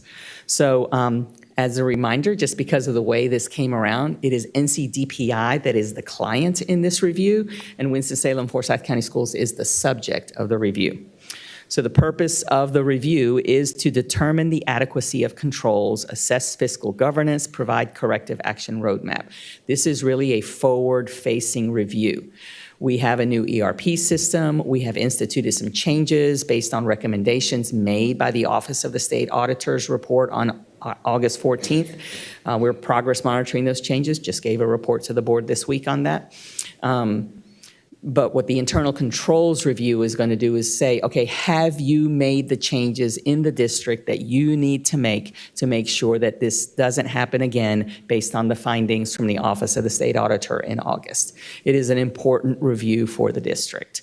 And I can tell you already that there will be recommendations that come out of it just from the list of documents that they requested as things that they want to review. We have some of them. We are creating a lot of them based on the transition to the new ERP system, and some we don't have. So I know that we will see recommendations come through this. Malden and Jenkins is the firm that the State Board of Education chose to conduct the review. They are out of Atlanta, I believe. We've already had our initial kickoff meeting. They presented to our Board of Education their scope of work and their timeline earlier this week, and they will be on site the first week of December to meet with staff and review data and documents with us then. They are scheduled with the engagement to complete their work by the end of December, with a public report to be delivered by the middle of February. So it's coming. Also, about a week and a half ago, I guess it was, our board adopted an audit advisory committee policy. I think the commissioners have had a chance to review that policy as it was drafted and sent to you folks. The purpose of the Audit Advisory Committee to assist and make recommendations in the process of procuring an independent audit firm to review audit financial statements, to make recommendations of effective corrective action, necessary improvement based on audit findings, or recommendations received from the external auditors. What this group does is they can do many things. First, should the board choose to issue an RFQ for perhaps a new audit firm, because we want to see what else is out there, they would advise on that. And then all of the engagements that we've had, the Office of the State Auditor, the financial statements that's happening now, the internal controls that will come at the end of December into February. There are findings and recommendations in all of those reviews, and so the audit committee has access to all of that information. And most importantly, as management, which is the district, responds with the corrective actions that we are going to take, the Audit Advisory Committee can help monitor the implementation of those actions to make sure that they are occurring.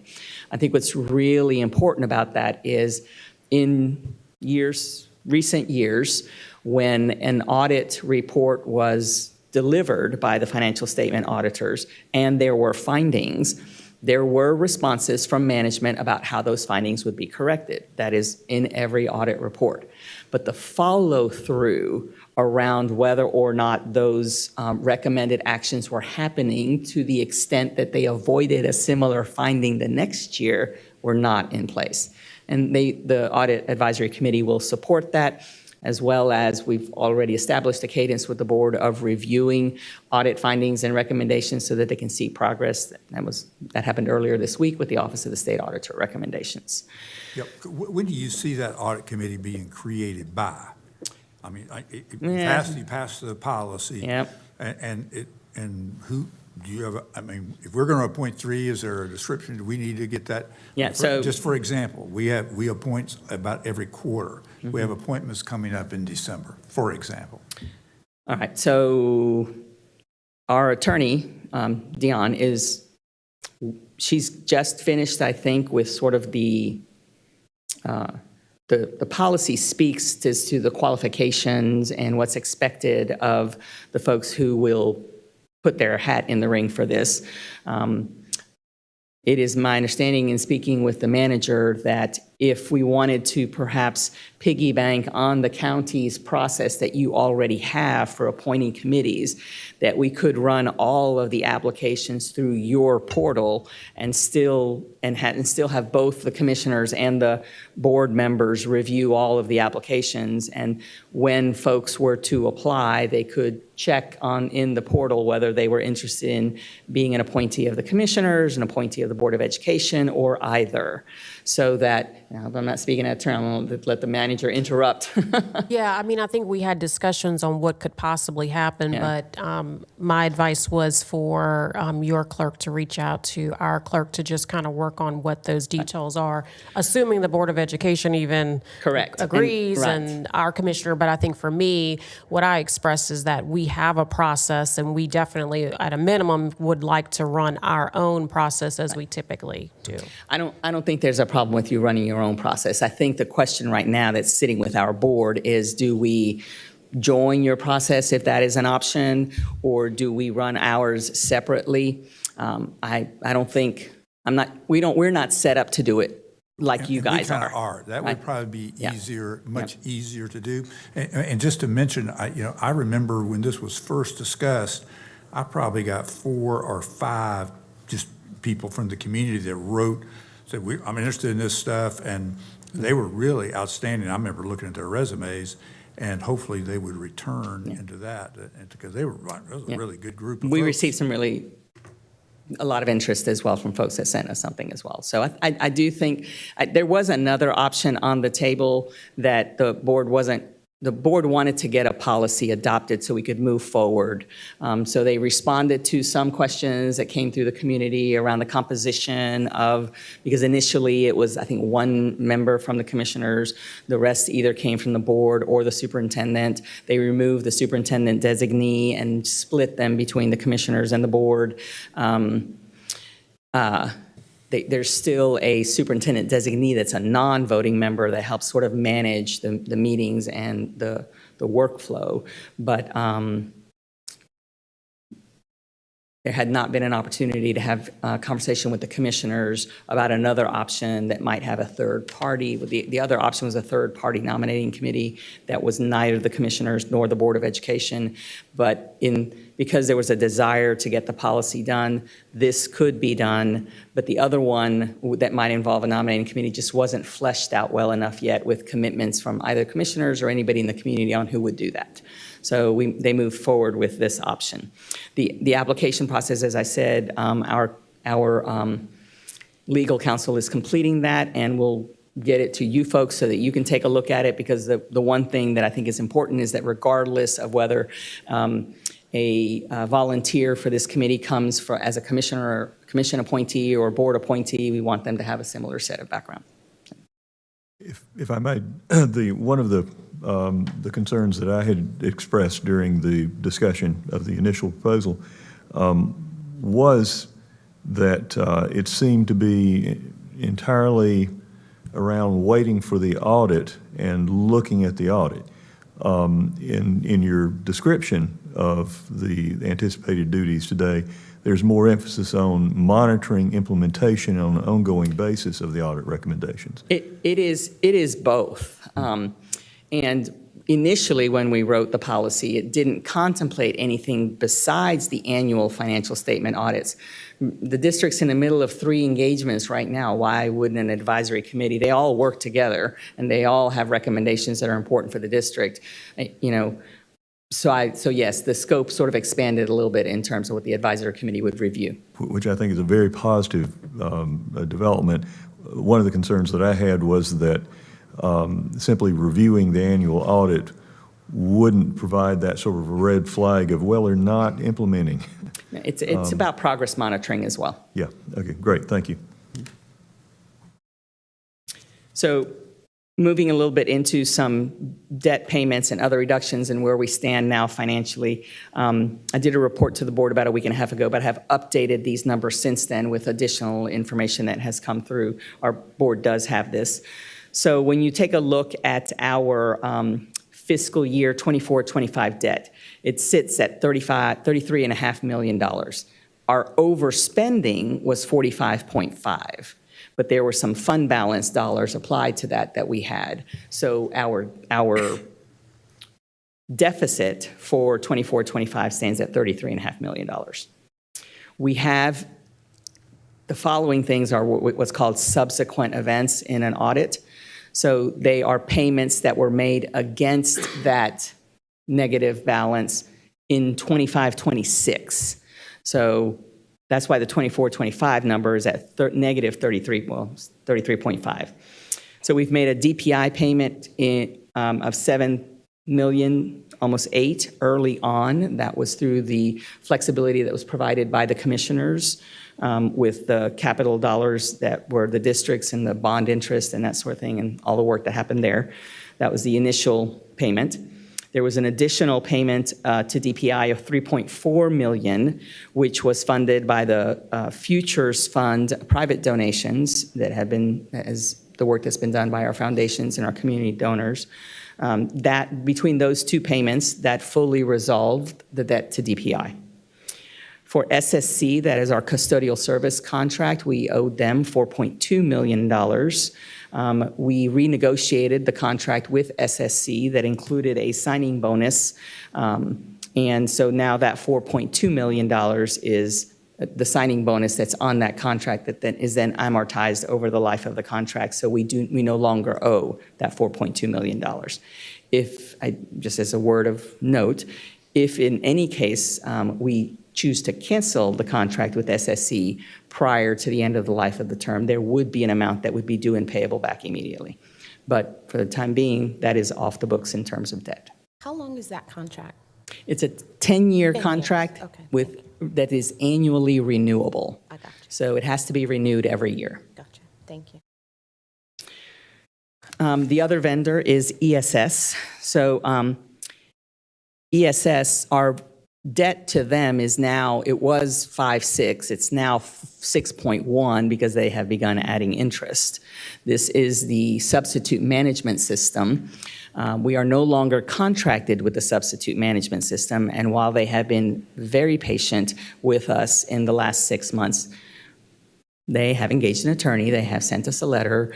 We are talking to them to see what can be done, but we anticipate, based on the additional funds that have been pledged and raised with the Futures Fund, that against that 6.1, we could provide at least $2.2 million in payment. Could be more if the Futures Funds continues to raise more. For the county, which is about Real quick, has that been approved by your board already, or is that just discussion? which one? The SSC? The ESS contract. The SSC was the contract. That one has been approved by the board. That eliminates the 4.2. No, I'm talking about the ESS, the substitute one. So we no longer have a contract with them, we just have debt. Yeah, the debt. So Okay. has the board approved that that's where that money is going to be Yes, allocated? they have. I think they had to do that prior to bringing it to you. I just wanted to be sure. They have, yes.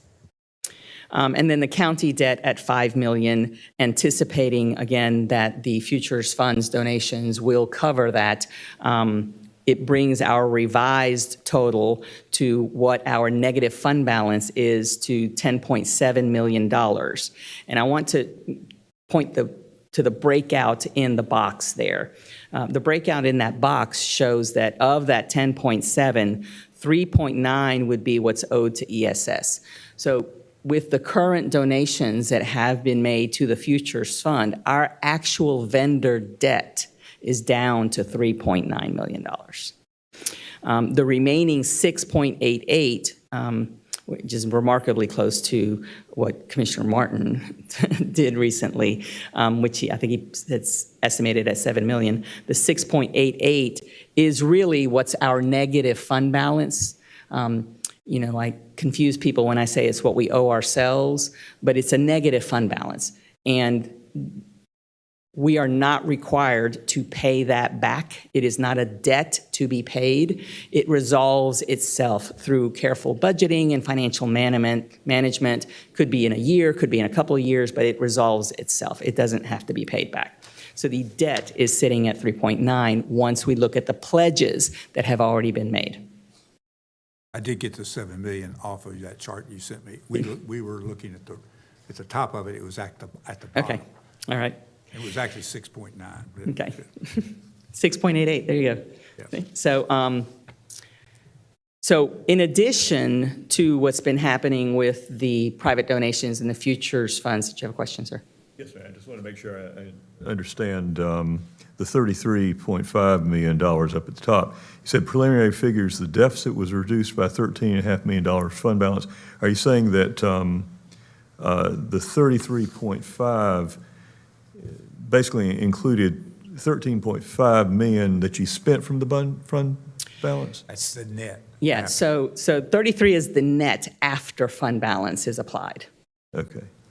All right. Our overspending was more like 46, but the applied fund balance, so that then our number in our preliminary audit report for what our negative is 33.5.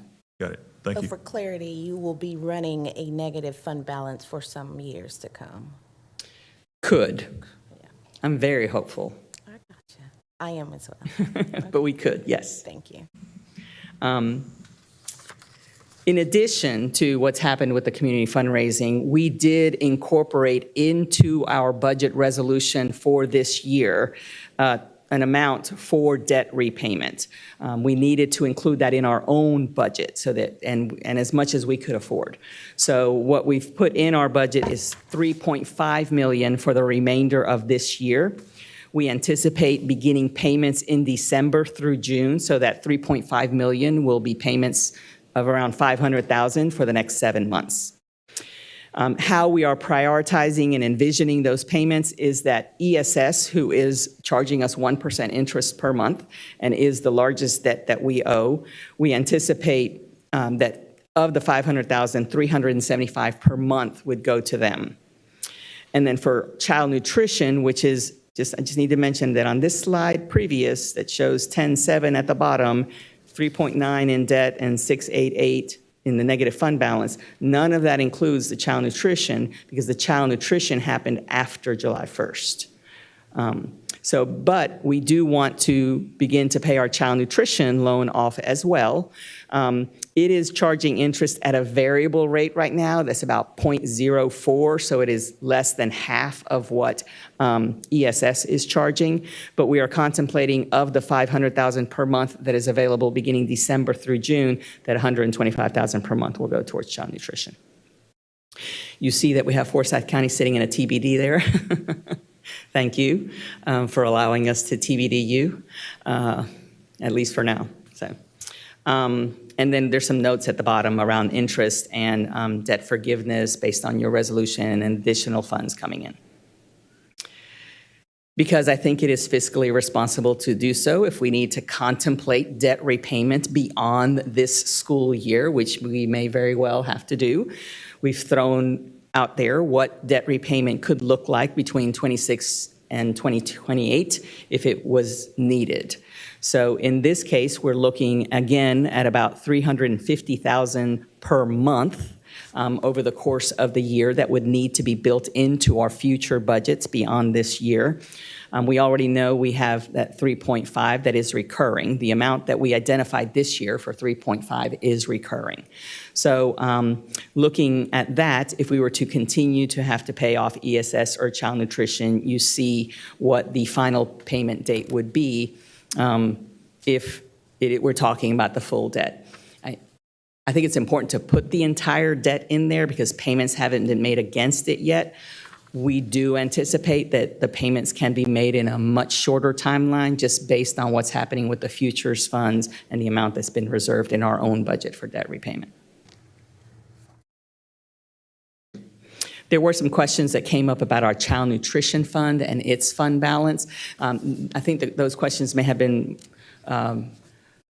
driven by what was happening at the federal government level and what might happen with our food service programs to students. In spite of the shutdowns that were happening and the other things, we were still being allowed by DPI to submit reimbursement for the federal reimbursement that happens for our free and reduced price meals at schools. The Child Nutrition, which is an enterprise organization, which means they fund themselves, their salaries, their program, their foodstuffs through their receipts. The annual operating cost for Child Nutrition is around $35 million. Their fund balance right now, after we borrowed $2 million from them, sits at $8 million. And that is within what is the ideal fund balance that's expected of 2 to 3 months of operating. We do have 69 CEP schools. CEP stands for Community Eligibility Provision. These are schools whose every student at the school receives a free breakfast and free lunch every day. The CEP designation happens based on direct certification and the number of high-needs students in a school. Sometimes that certification happens through community programs that the family's already eligible for. So 69 of our 81 schools are CEP. That's a very high percentage. And on the other hand, that means that all the students at those schools receive a free breakfast and a free lunch every day. We do have a board policy that addresses needs for students that are not in CEP schools.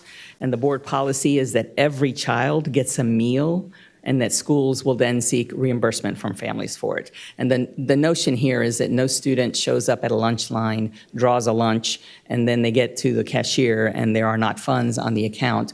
So the board policy is that the student is allowed to keep, take, and eat that meal, and their funds their balance is allowed to go into the negative, and then families are sent notices about paying off those balances.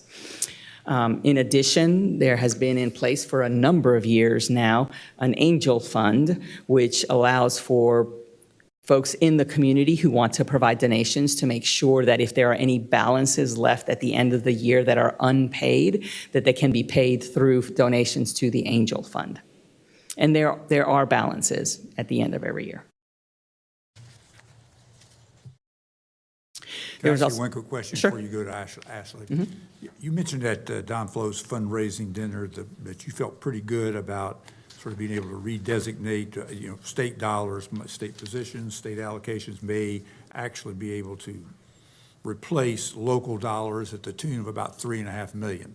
Do you still, that's kind of not been in any discussions. I'm assuming that's likely, that is going to happen, and that actually frees up, that gives you $3.5 million. Well, is that part of what you're budgeting to pay this, your monthly payment of Yep, debt so off that, of? that $3.5 million is from what we've already done with the repurposing and maximizing our state and federal funds to free up local dollars to ensure that we have at least $3.5 million. We continue to do that work. That work has to happen on a monthly basis because our personnel is changing. Districts who are not in fiscal crisis can wait until the end of the year to do that. We can't wait until the end of the year to do it. We're doing it every single month. And so every month we are chipping away at as we move people. And even though we know we have set aside $3.5 million, I am actually very confident that it will be more than that by the end of the year that we generate by making all of those moves and maximizing state and local, which is why I have a sense of confidence about how long it might take us to pay off our debt. So. I had a couple of questions. Back to the number of schools that are CEP schools, 69, and did you say of 81 schools? Yes. Okay. But in your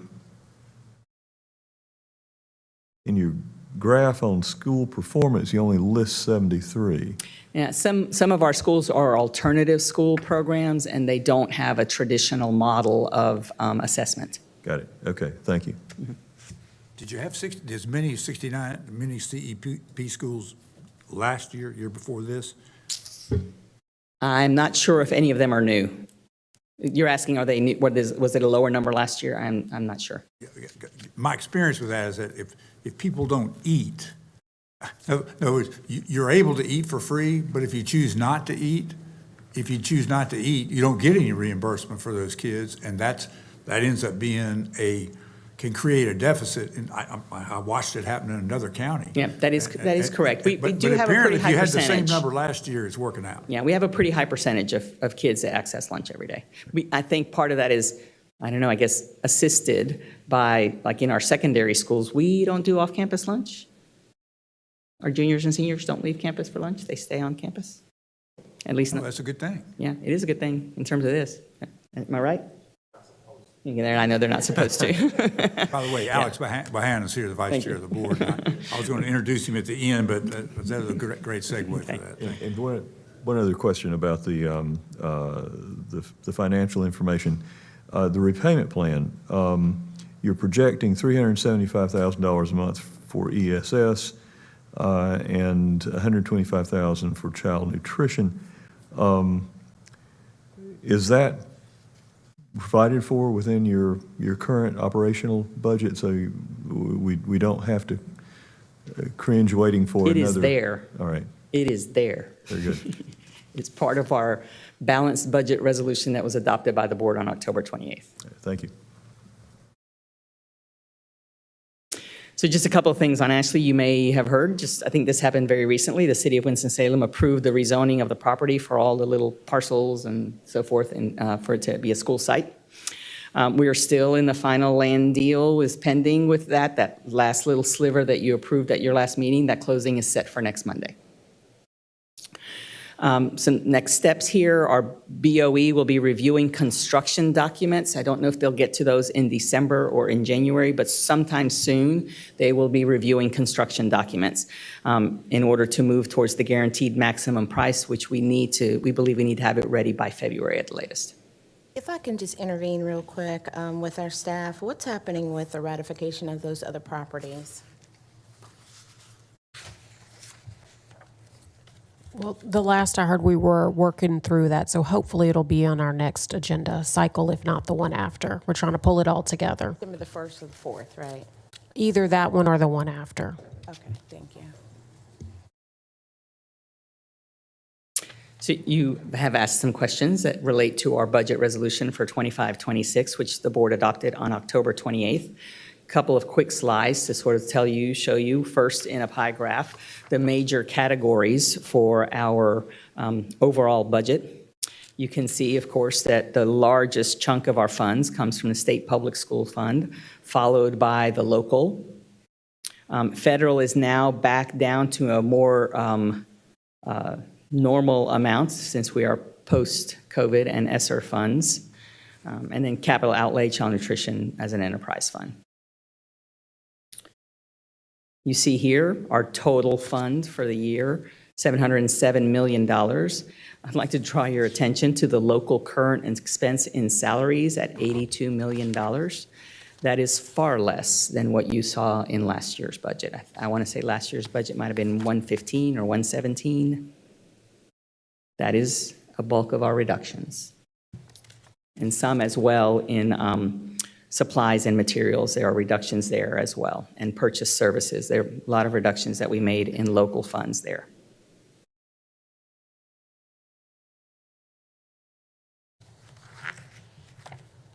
In our adopted budget, our revenue does equal expense. We do know that our revenue and our budgets will continue to change during the course of the year as additional funds come in from different places and as budget needs might change. So we handle that through budget amendments and transfers. Those, as of last spring, based on an audit recommendation, come to the board twice a month now instead of once a month. So the board is reviewing budget amendments and transfers twice a month. We are also conducting monthly reconciliations on budget to actuals.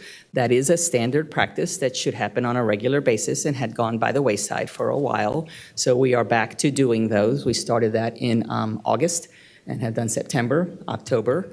Because November only has one meeting and December only has one meeting.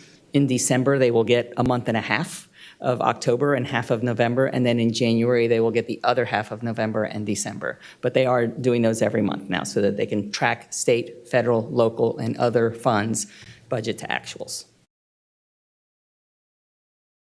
I'm going to address the elephant in the room if I could. Sure. I know that there's been some conversations about the board members not being able to ask questions.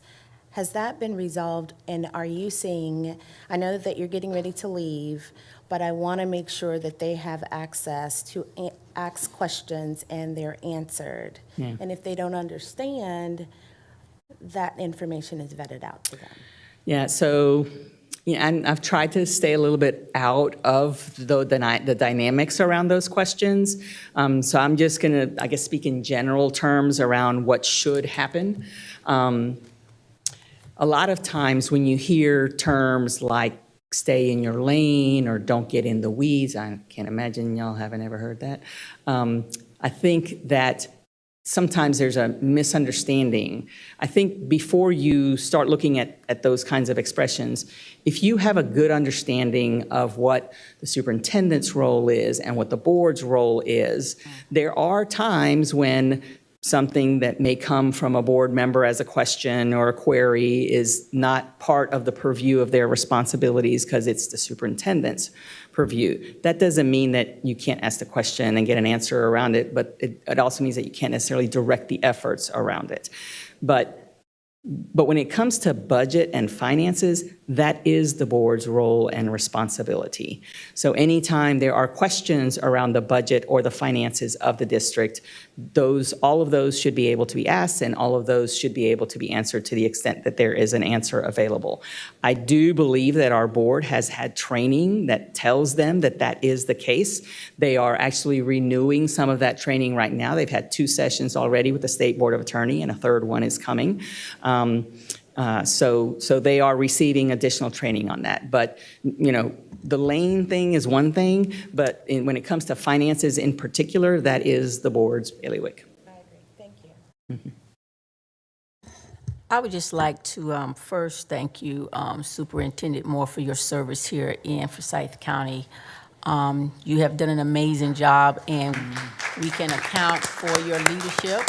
Obviously, we started at 33 million. Looks like we're down to 10 million, notwithstanding owing ourselves. But I would also like to just, for point of context, that it is bad that we have 14 schools that are low performing. But what I will say to the community is that in 2018-19, we had 32. So we are moving in the right direction, but we have a long way to go. Thank you. It's good. Well, I was going to say that there's rarely a time that I would say that I speak for the board personally, but this is one, just echoing Commissioner Woodbury's comments, I'm sure all of us are very thankful for the work that you have done. It's hard for anyone to imagine what you walked into when there basically, there's one thing about uncertainty, but when there's no way to get to the source of data and you don't know what the abyss is and how deep it is in terms of the dollars, that was a really difficult thing to begin to unravel. And then the very fact that the unraveling required dealing with basically such painful cuts for individuals, hundreds, and the impacts at small levels, big levels, furloughs, all across the board, is just a very personal, draining experience. And I think you've had that right balance of objectivity, but on the other part, a real personal side caring that has come through on a number of occasions. So it's hard for us to express how much appreciation that we all share. I have a little different insight, which really is, I'm just trying to imagine to deal with that. So in 6 months, consider where you are right now, where the district is. A lot of times there are a lot of comments made, yep, things are better now than they were. Well, things are incredibly better than when you walked in the door, and for 6 months to make that kind of difference is really spectacular. So I certainly hope that you enjoy some holidays and enjoy a new grandbaby, and I fully suspect after a month or 2 or 3, you may be ready to do some of these things again, but maybe not one like this.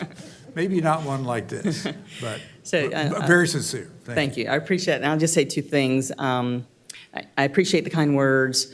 I do nothing alone, okay?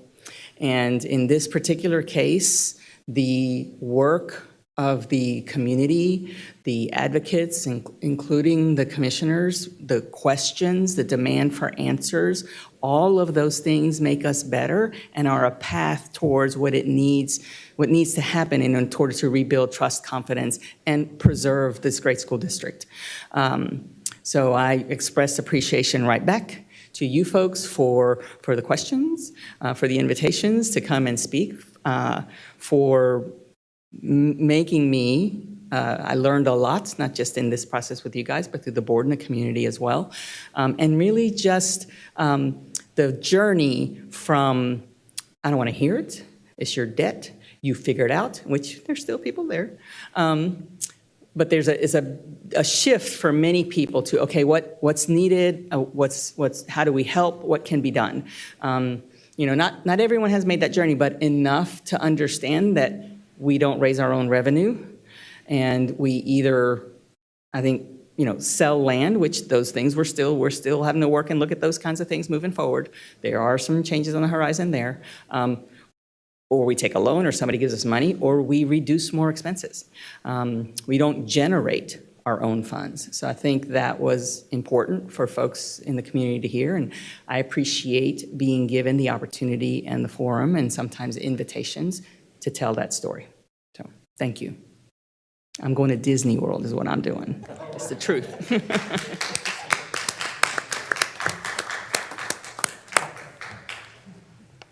All right, we have a closed session. Yes, sir. I need to ask the board to consider a motion to go into closed session to discuss a matter to consult with an attorney employed or retained by the public body in order to preserve the attorney-client privilege between the attorney and the public body, which privilege is hereby acknowledged pursuant to the provisions of North Carolina General Statutes 143-318.11A3. And since there's no other business to come before the board at this meeting, following the closed session, the meeting will be adjourned. All right, we shall go.